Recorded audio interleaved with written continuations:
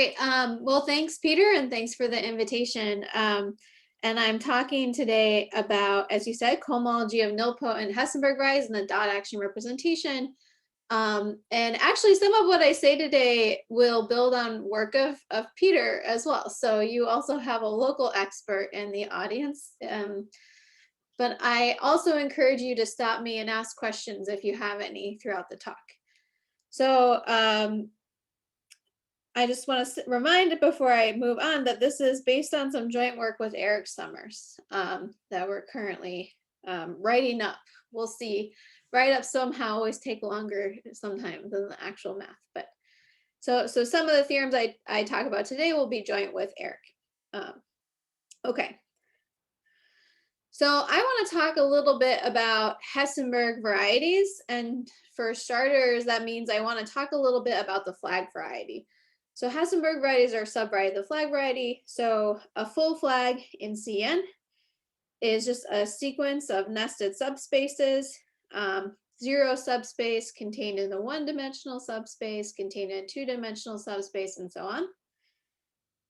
And the flag variety of GLN is the collection of all these full flags in CN. And so why do I refer to this as the flag variety of GLN? Well, this is because there's a natural action of GLN on the flags. You know, you give me your favorite n by n invertible matrix.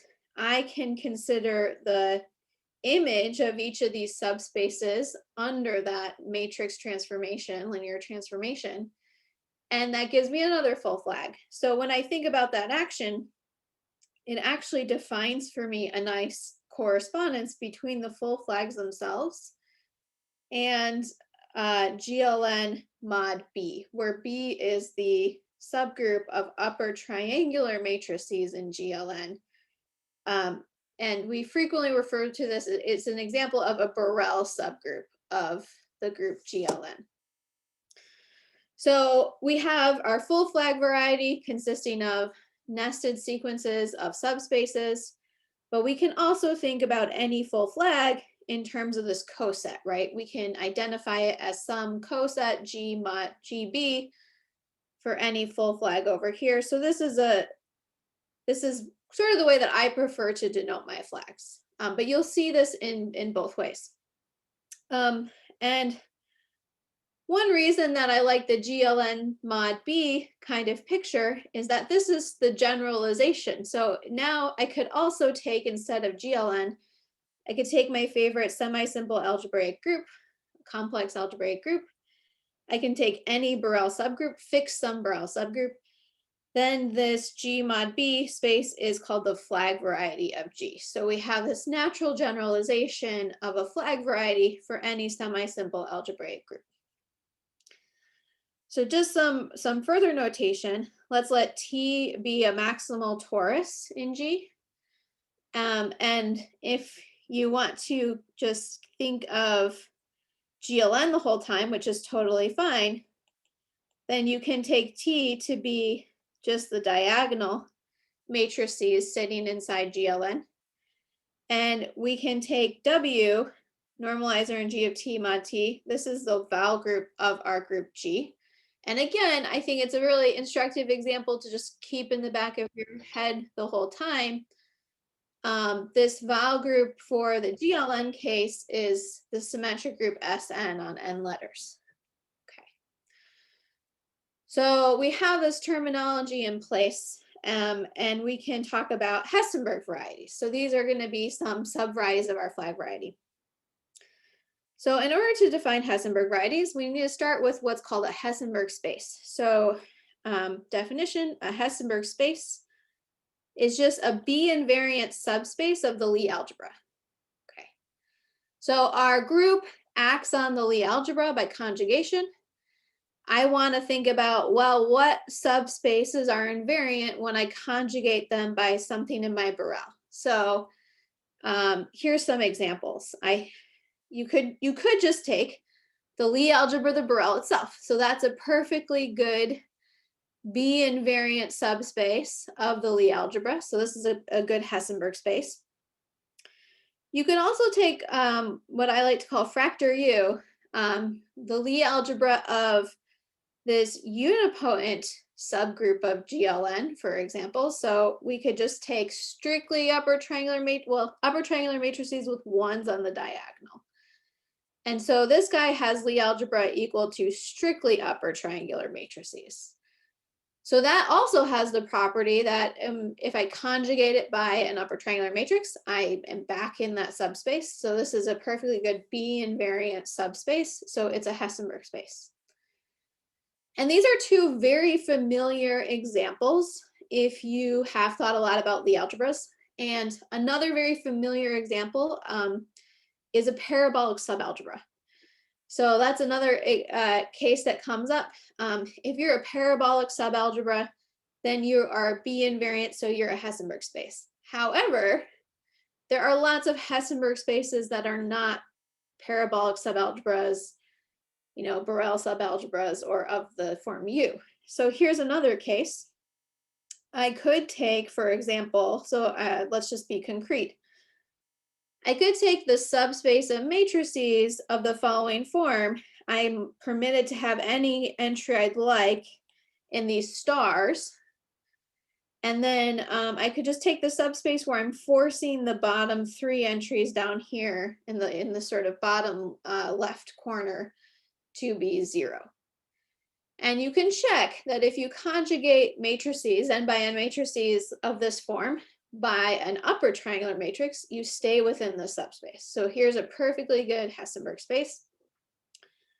And then for this talk, though, it will be important to also think about Hessenberg spaces of the following form. So I called this guy H perp for a reason I'll say in just a second. But I could also take most of the entries to be 0, and I could just allow some non-zero entries up here in my upper right-hand corner. And if you are looking at these two subspaces, it seems like there should be a natural correspondence between them, and there is, right? Like I took these zeros that were here before, and I'm just thinking about reflecting them and taking those to be the non-zero entries for this H perp space. And there's a reason I'm calling it H perp, because this is the orthogonal complement of H with respect to the killing form. So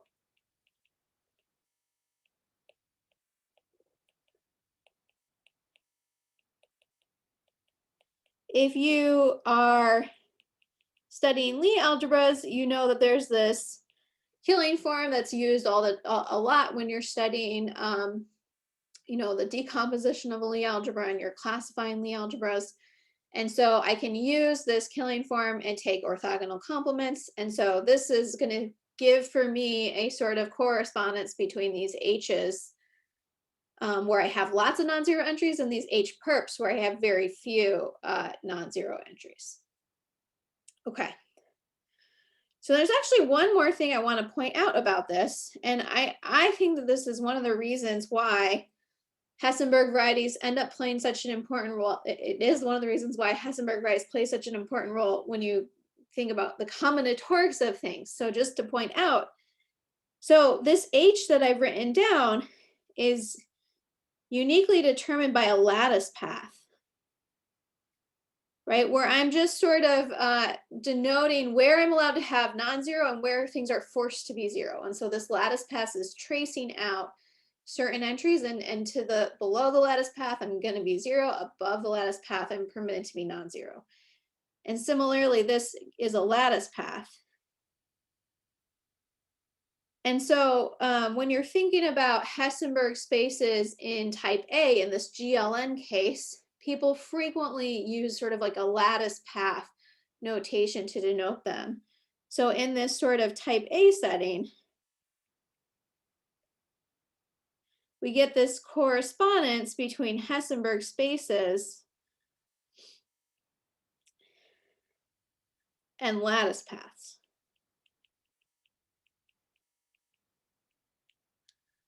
Okay, or the path is tracing through my matrix, and then it's telling me, okay, entries above the path permitted to be non-zero, entries below the path required to be 0, and any subspace of that form will be B invariant. It will be a perfectly good Hessenberg space. Okay, so that's handy bit of notation. All right, so if you hand me your favorite element of the Lie algebra, so if you're keeping the type A example in mind, your favorite matrix, and you fix a Hessenberg space H, you can either fix the lattice path if you're in type A, or in general, you have your B invariant subspace. The associated Hessenberg variety is just the set of all flags. So again, I'm thinking of a flag as a coset with the property that G inverse conjugates my fixed element X into the Hessenberg space H. Okay. Any questions so far? All right. So let's think about two examples of these Hessenberg varieties, and because this talk will primarily focus on two kinds of Hessenberg varieties. We will talk about nilpotent Hessenberg varieties and regular semi-simple Hessenberg varieties. So nilpotent Hessenberg varieties. And specifically, I'm going to talk about nilpotent Hessenberg varieties associated to an ad-nilpotent ideal. So an ad-nilpotent ideal is just a Hessenberg space that's contained in that space U that we talked about earlier, right? U was the strictly upper triangular matrices in GLN. In general, you can take any H that's contained in the nilpotent part of your fixed Borel subalgebra. That would be an ad-nilpotent ideal. And so when I have a nilpotent element, so that means I'm a nilpotent Hessenberg variety, and I have a fixed ad-nilpotent ideal inside of U. And so I tend to actually prefer calling these I, because people have been studying ad-nilpotent ideals longer than they've been studying general Hessenberg spaces. So they sort of pre-exist, and there's a lot of work understanding exactly what these ideals can look like, and in all the different Lie types, right? So if you figure your favorite semi-simple Lie algebra and your associated root system, there's a very well understood catalog of what these ad-nilpotent ideals are, and people have been studying their combinatorics for a long time. Of course, in type A, as we just saw, they correspond to these lattice paths. And if you're going to be in U, that means your lattice path never goes above the diagonal, aka it's a Dick path. So that's another nice combinatorial connection. And so we could think about these Hessenberg varieties specifically defined using nilpotent X and an ad-nilpotent ideal. And one thing I'd like to point out for you is there's a really important example here. So we could take, of course, I just equal to U. And then in that case, this Hessenberg variety is a very famous object. I denote this thing by mu inverse of X, and it'll be clear later why I want to call it mu inverse of X. But whenever I take my ad-nilpotent ideal to be the biggest thing it could be in U, I get what's called the Springer fiber.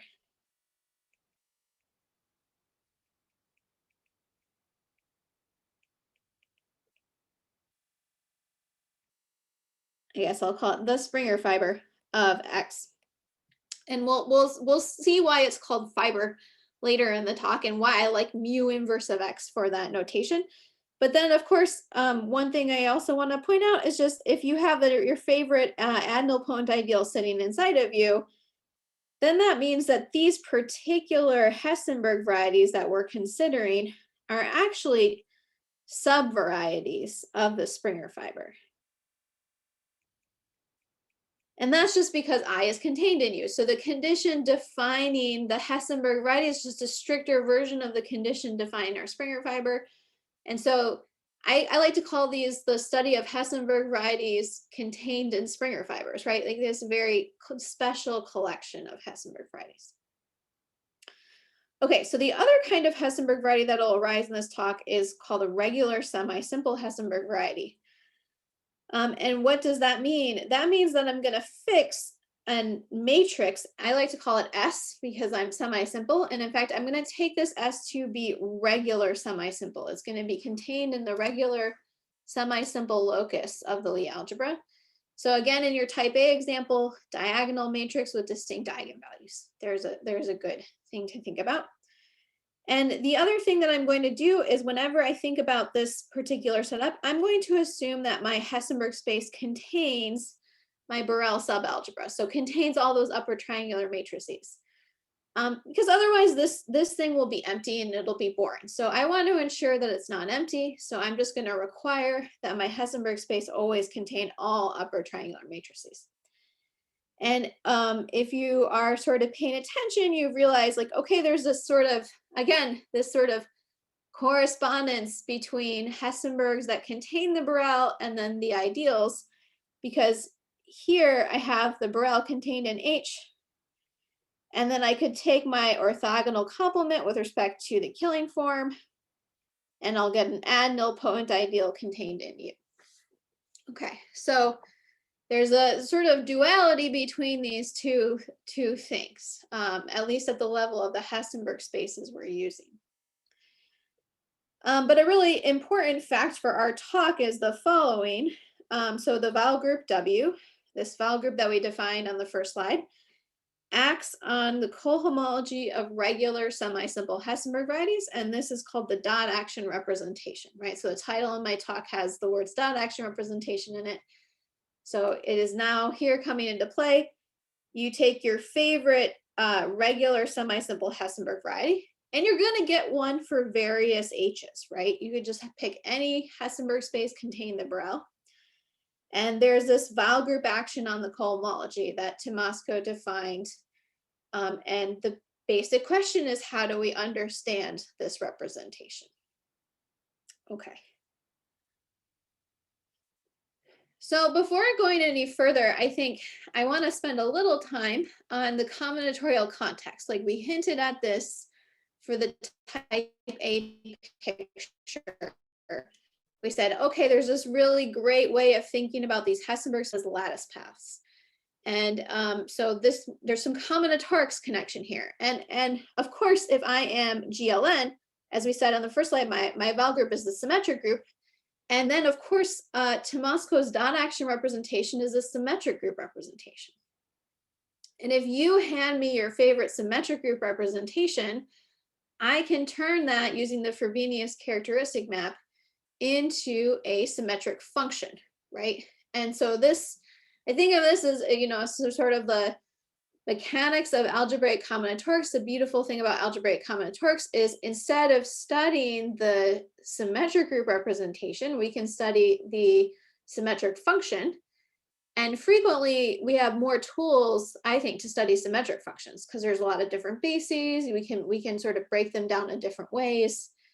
And we have a lot of combinatorial tools to study those symmetric functions.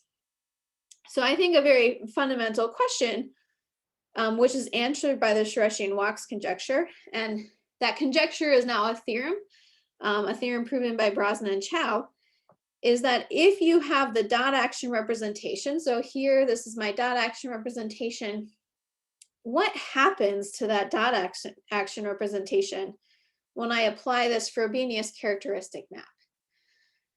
And what symmetric function do I get? And so Shiresian and Wachs were the first to sort of recognize that when I feed this symmetric group representation to the Frobenius characteristic map, the thing on the other side is actually a very famous symmetric function. It's called Stanley's chromatic quasi-symmetric function on the Hessenberg space H. So I'm being a little bit hand wavy here. We haven't talked about what this notation means, but it's I guess for the sake of this talk, I'll just say it's a very famous symmetric function that algebraic combinatorists have been studying.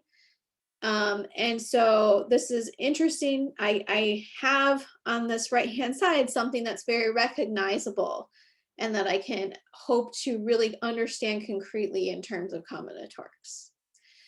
And that's exactly what you can do. So one basic question is, well, how could I break this down into irreducible representations?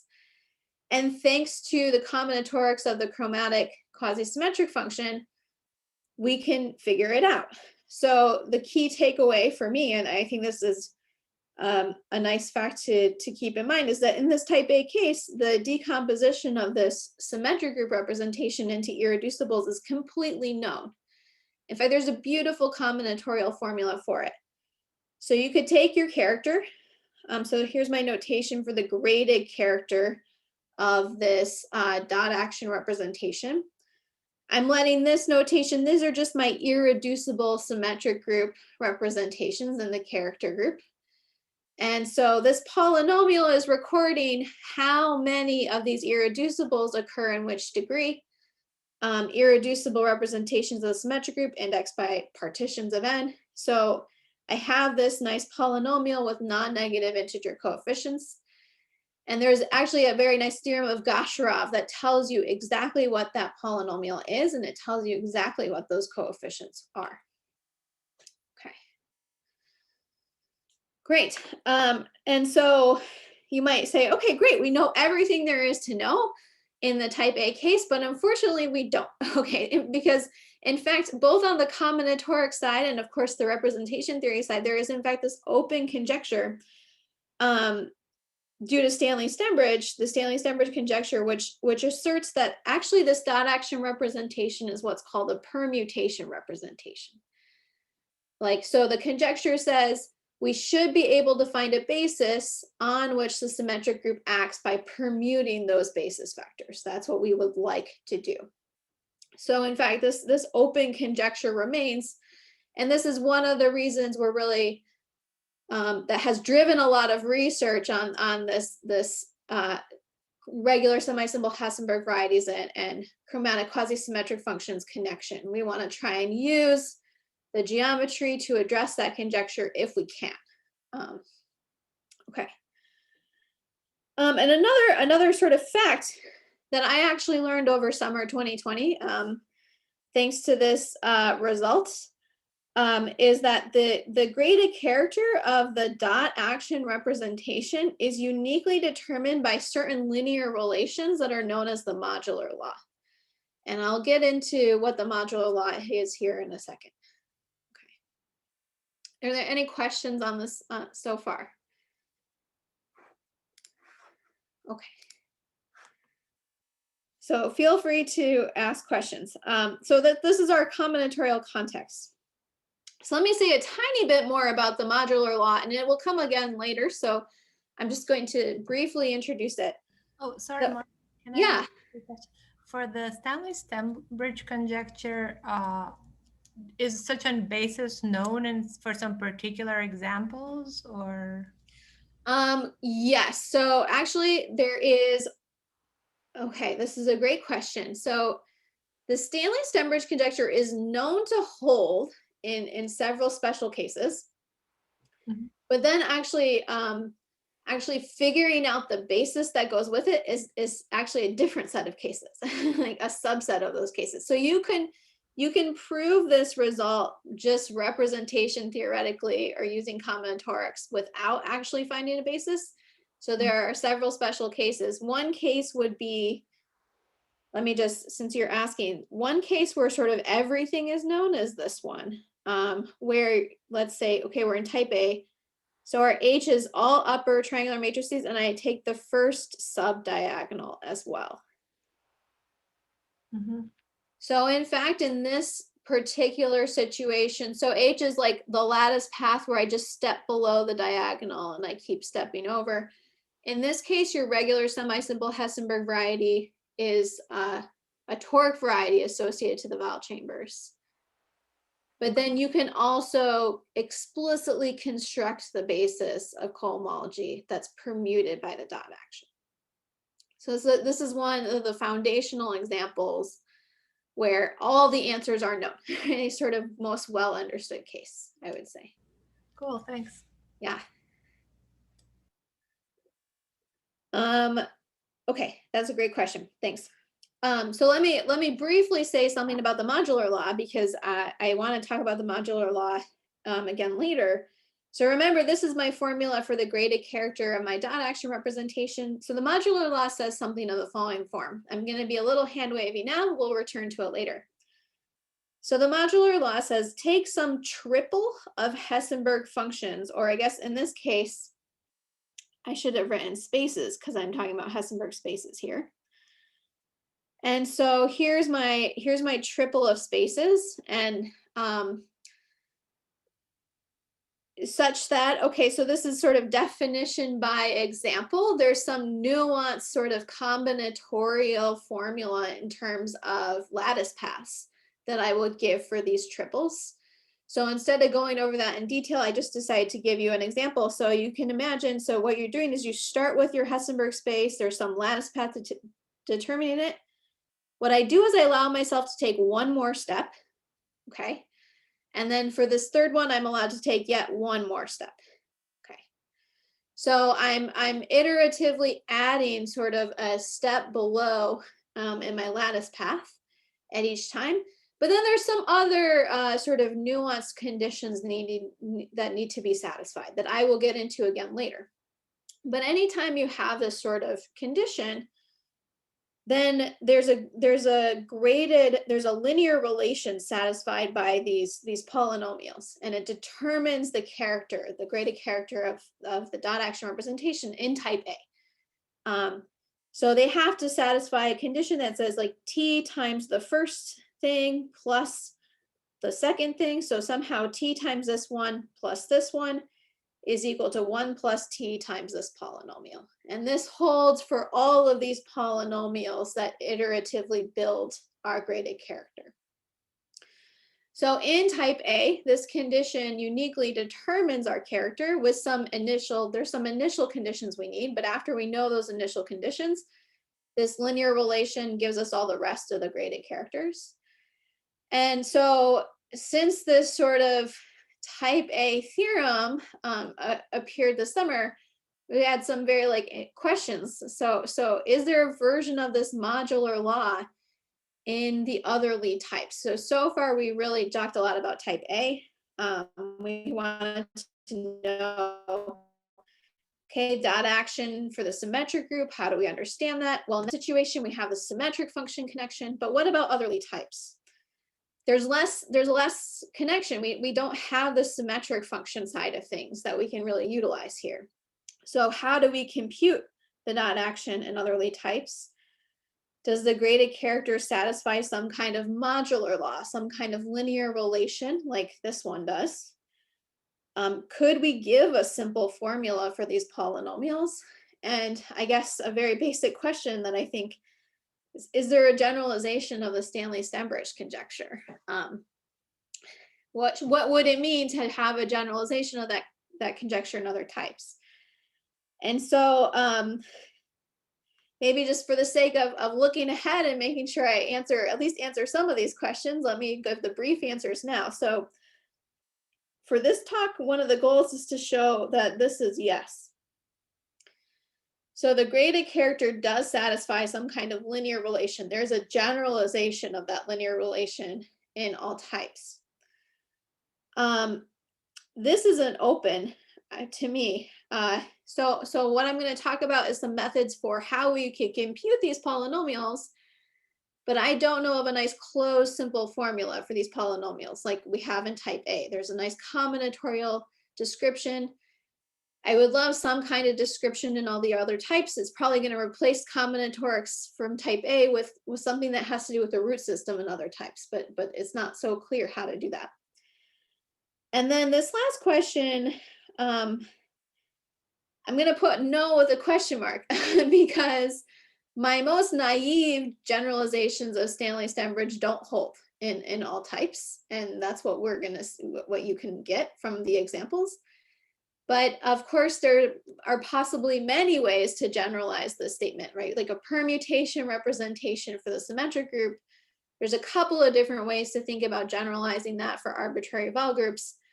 And some of the most basic ones, it's not going to work, but maybe there's like a right perspective. I still think that maybe there's the correct perspective you could take. Okay. So now I want to talk a bit about how we would compute the dot action in these other types, where we don't have the machinery of symmetric functions. And so in order to compute in these other types, I have to study the following map.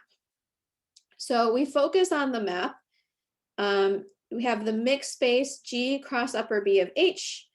mu of h projecting down onto the Lie algebra. So this is just taking our g comma x in this mixed space and sending it to gx inverse, the adjoint action of g on that element x. And of course, the reason that I like this map, the reason this perspective is going to be useful for us is because the fibers of this map are naturally isomorphic to Hessenberg varieties. And this is a very familiar situation if you like to study Springer fibers and the Springer correspondence, because famously, in the case where H is U, this map is the Springer resolution. So very famous Springer resolution. And in that case, we take U up here and we are projecting to the nilpotent cone. And so this is the Springer resolution of the nilpotent cone. And one of the reasons this map is famous is that there's this very wonderful theorem due to Springer that says the vowel group acts on cohomology of these Springer fibers, and every irreducible W representation occurs in H top, right? The top degree cohomology of a Springer fiber, there's a W representation. Each irreducible W representation occurs as the top degree, in the top degree for some X, for some unique nilpotent X, in fact.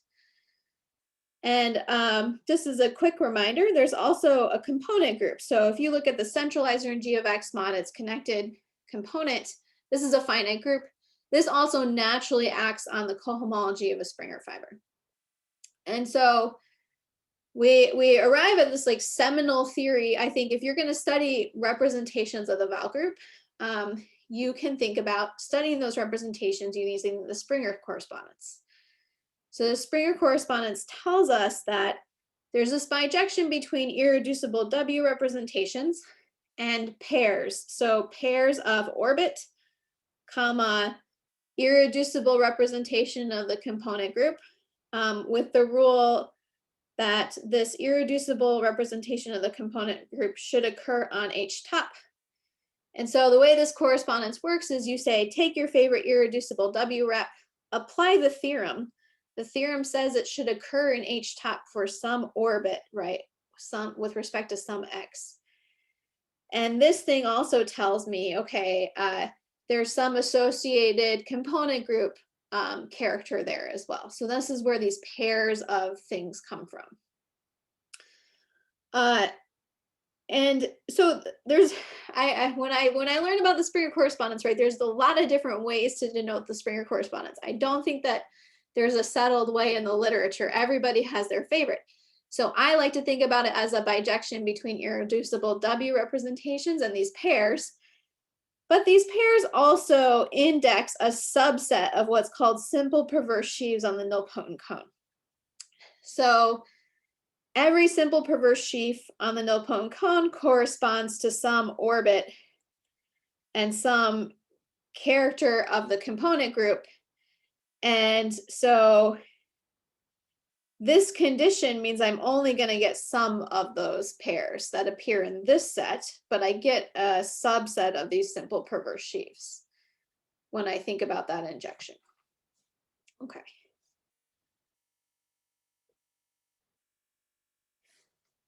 So how can we apply this in the setting what we want, right? So remember, actually, we're very interested in these regular semi-simple Hessenberg varieties. So what I'm going to do is I'm going to think about the map from the previous slide, but let's think about its restriction over the regular semi-simple locus.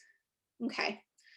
And so here are the tools that let me actually compute the dot action representation. So first thing, there's a monodromy action of the fundamental group when I fix a base point. So fix your favorite regular semi-simple element. We get an action of pi1 GRSS on the cohomology of the fiber of that map. But the fiber of that map, remember, is a regular semi-simple Hessenberg variety because the fibers of this map are Hessenberg varieties.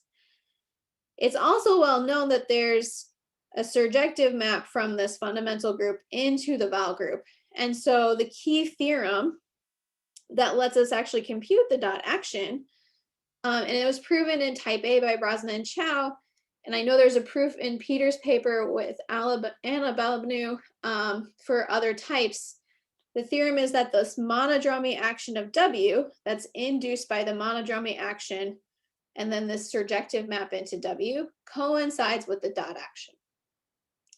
So I can recognize the dot action as a monodromy representation, and that means that I can use perverse sheaves to compute it. Okay, so this is where this machinery comes in handy, and this is arbitrary type. So that's really a huge benefit. So what that tells me, since I know I have a monodromy action, is to figure out which W representations can occur in the dot action. I want to study the drive push forward of the trivial local system along this map. Okay. And I want to know what simple perverse sheaves occur on this side of the picture. And so the dot action determines, well, and is uniquely determined by the simple perverse sheaves on this left-hand side.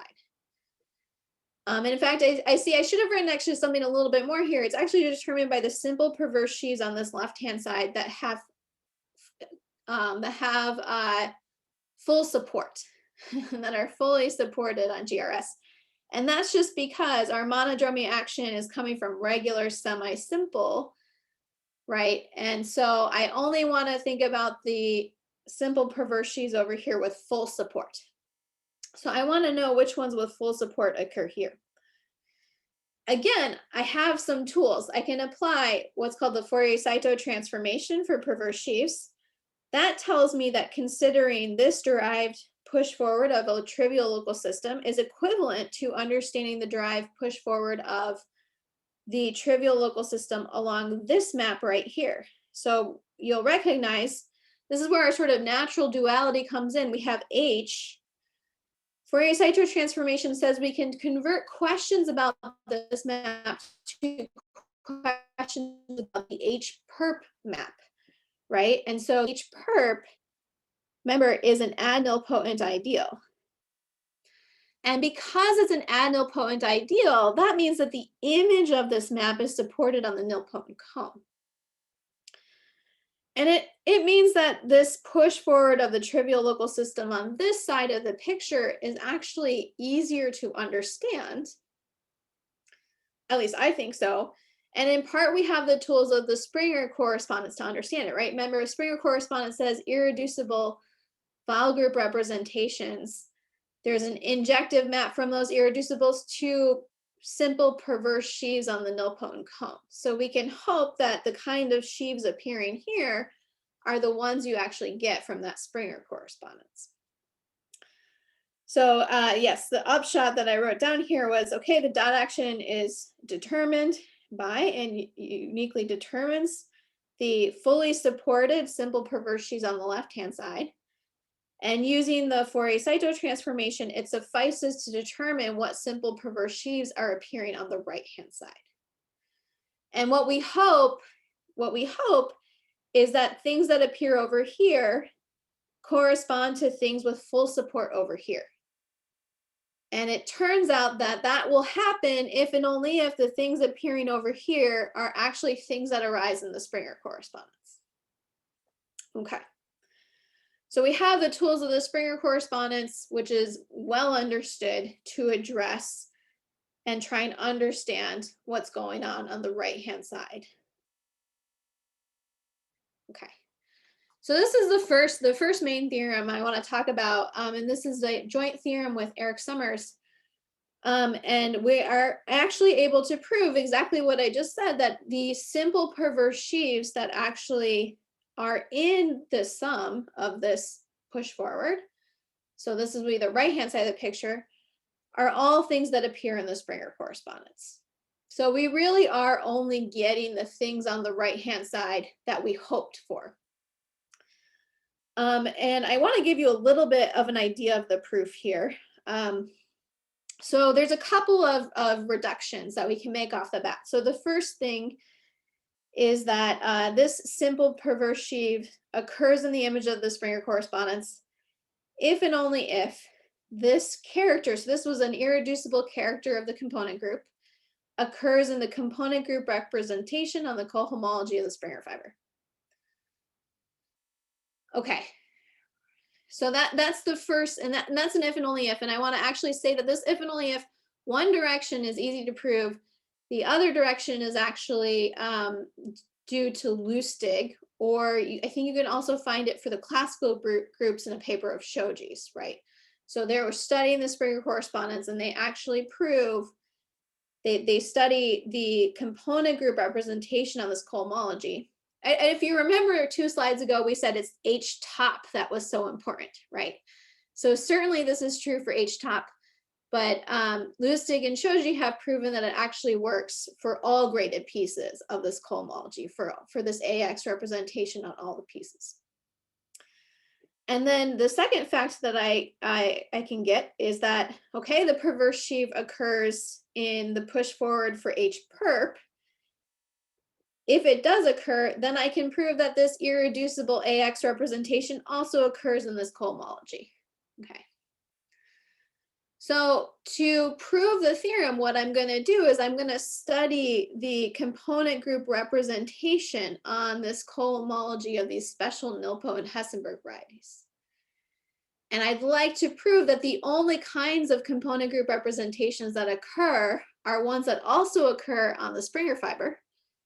And then I can apply my first reduction here and say, well, if it occurs on the Springer fiber, that means this corresponding perverse sheaf must have arisen from the Springer correspondence.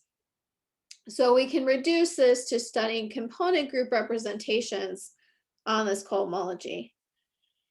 And what we do is we adapt a decomposition of this cohomology of the Springer fiber that's due to Diconcini, Lustig, and Perchesi, to have this really lovely way of breaking up cohomology of Springer fibers into pieces. And they use a lot just Lie theoretic data to do that. And so this is a really a beautiful sort of set of tools that they give us to work with. And to just give you a sort of overview of what happens, you take the parabolic subgroup corresponding to your nilpotent orbit. That's a little bit hand wavy. I'm not telling you precisely how to get that parabolic subgroup, but when you study nilpotent orbits, you want to classify nilpotent orbits, and one method for classification is you have this associated parabolic subgroup to work with.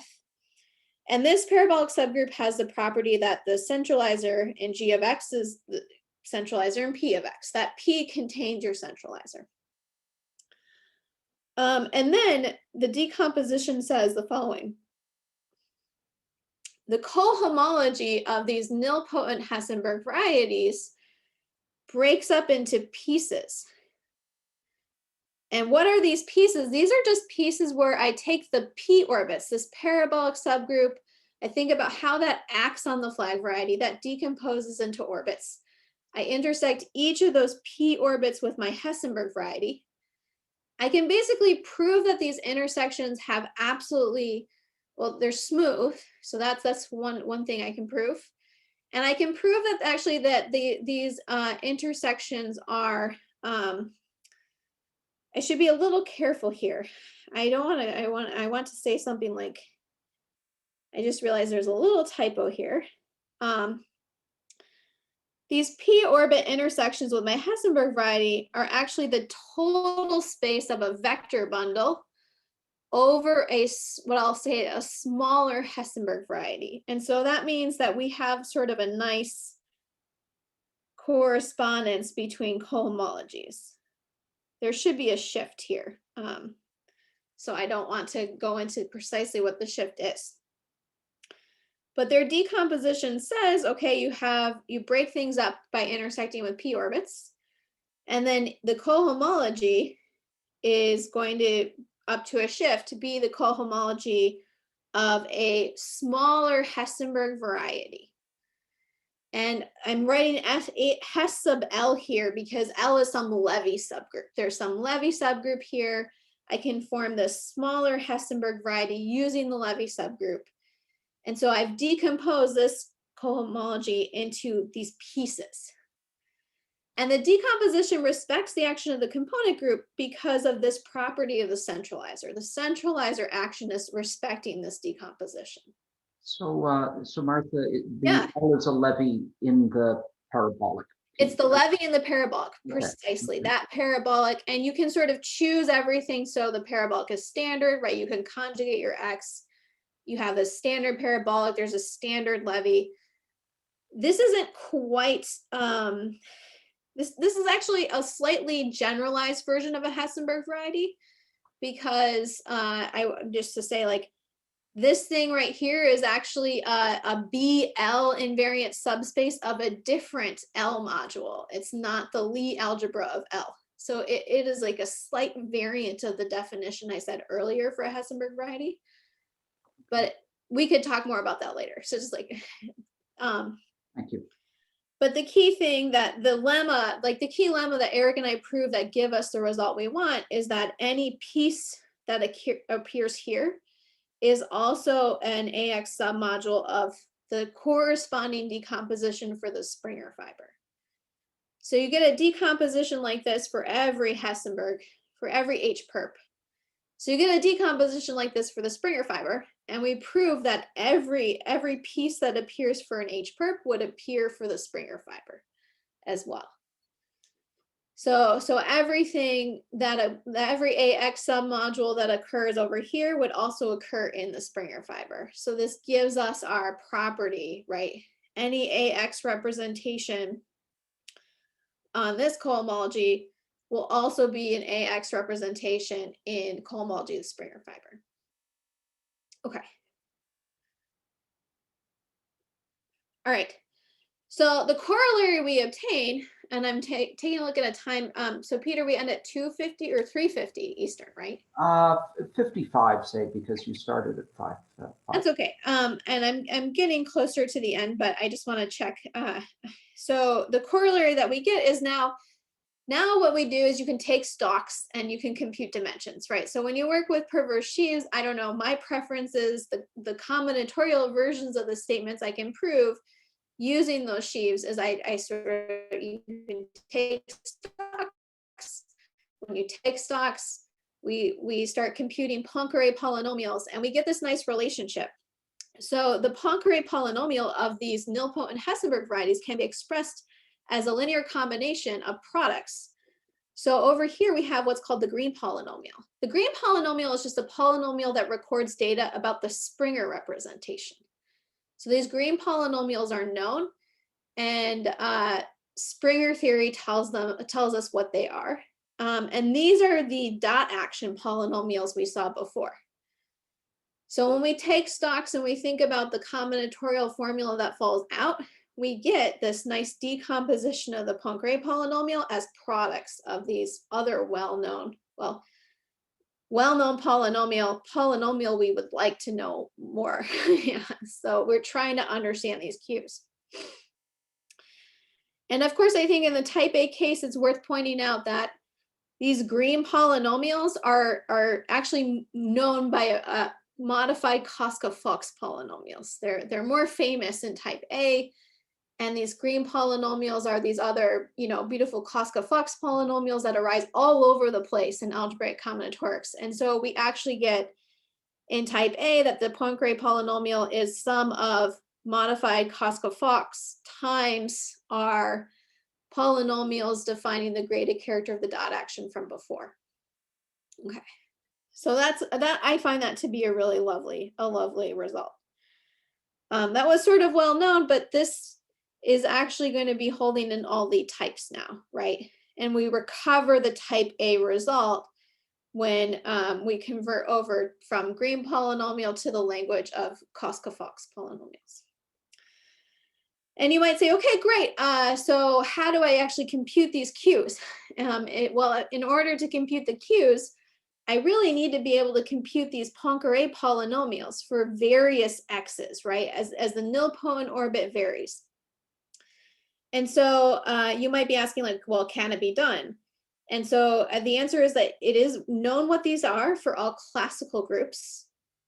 There are methods for computing them, although perhaps not as concretely as we would like. There are known ways to do it. And then also,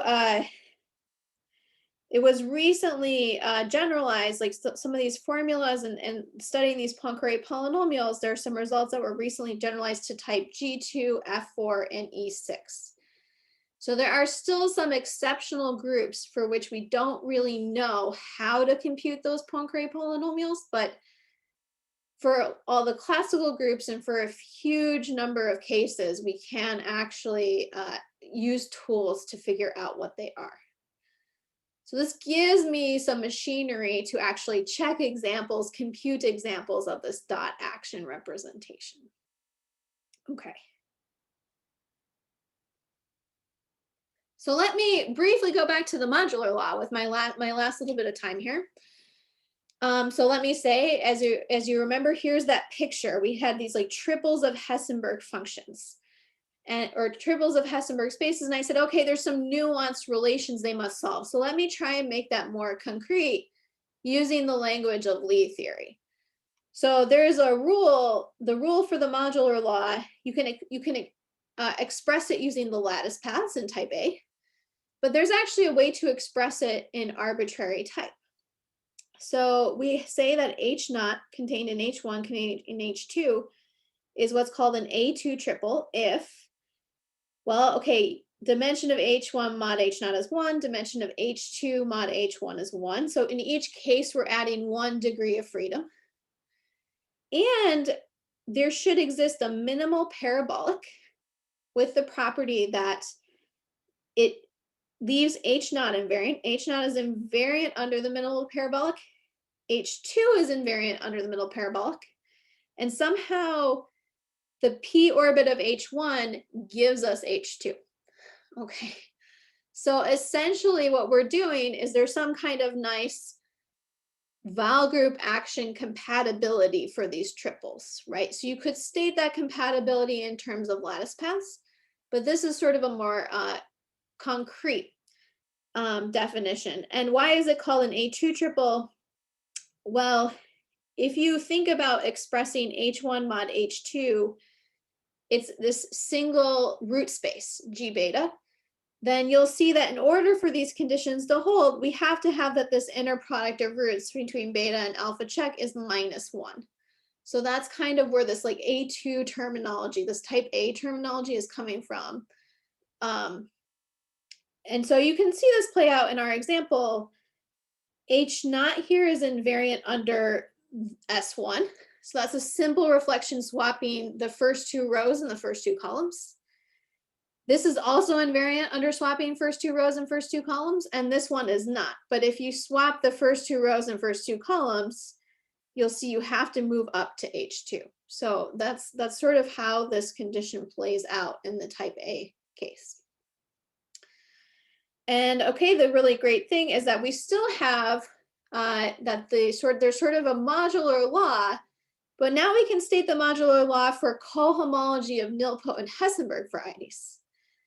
So it turns out that whenever we have these H2 triples, we get this sort of linear relation among the cohomology of these nilpotent Hessenberg varieties, right? So T plus 1 shift cohomology of H1, the middle guy, is going to be some linear combination of the 2 outside guys. And how do you actually prove this? Actually, the proof is geometric. You build a P1 bundle over this nilpotent Hessenberg variety, and then you show that the total space that P1 bundle has cohomology equal to this other side. So you're building the P1 bundle using these other pieces. And as a corollary, since this works for the nilpotent Hessenberg varieties, the corollary in our previous slide says, okay, this should work for the dot action. It works for Hessenberg varieties, so the linear relations, this formula from the other side says, okay, our Poincare polynomials over here satisfy those linear relations. And so we can translate to see, okay, these polynomials that describe my graded character of the dot action satisfy those same relations. Yeah, here's just a really quick example. And this is the H2 perp, H1 perp, H naught perp from those H naught, H1, H2 example above. And in this case, I just picked a nilpotent orbit one of these nilpotent Hessenberg varieties is empty, the other is a P1 and the other is a P1 cross P1. So this is kind of a silly small example, but you can see like I can build a P1 bundle over the middle one using these two.